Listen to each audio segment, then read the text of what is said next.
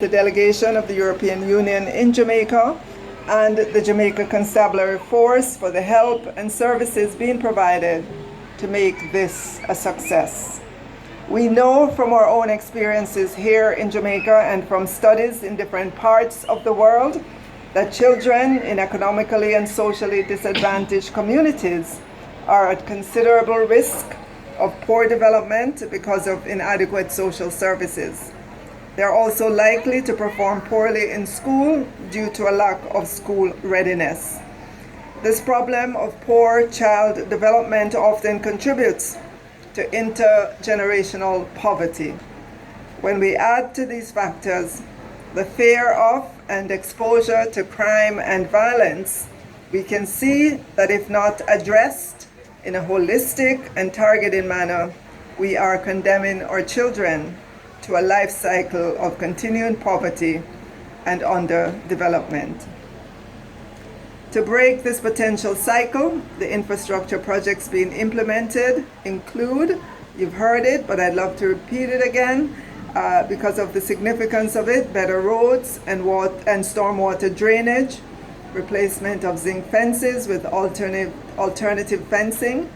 installation of water supply systems and household connections, the regularization of water supply and sanitation, the formalization of electrical connections and solid waste management,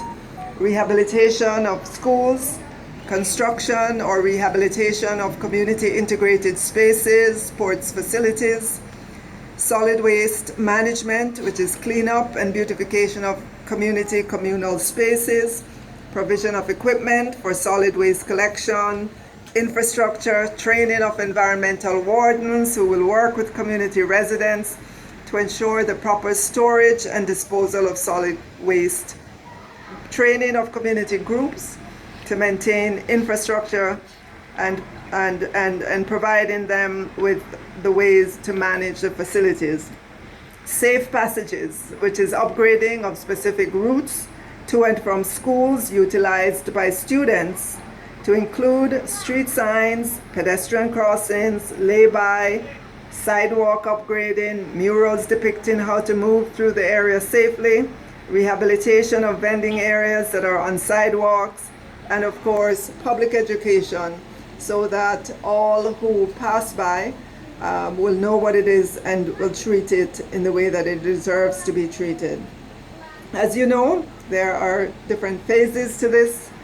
very significant project, and the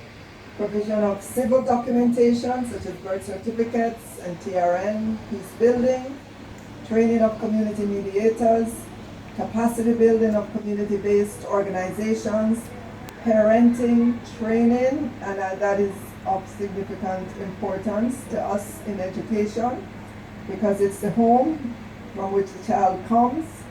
into the education system that really is going to determine their trajectory going forward. When a child comes from a home in which there's no reading,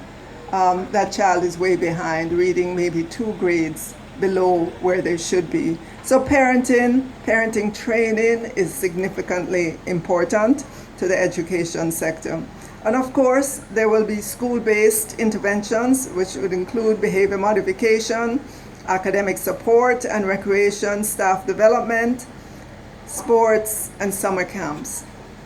I'm particularly pleased that children from 2 schools in this area, Salt Spring Primary and Infant School and the Hartsfield Basic School, that are offering services at the early childhood level, will benefit directly from this project. Again, we know that the early stimulation of our children's mental and emotional development is crucial to their long-term success in life. So their involvement is very important. As you might have heard earlier this week, the Early Childhood Commission launched this year, 2022, as the year of early childhood development, drawing attention to the critical importance of the work being done and still needed to support the development of our children at the earliest stages of their lives. The murals and signage being painted and mounted are another important element in reinforcing concepts of civil responsibility respect for each other, and the proper use of the roadways to our young ones. Obviously, the success of this project is dependent on cooperation and collaboration among everyone.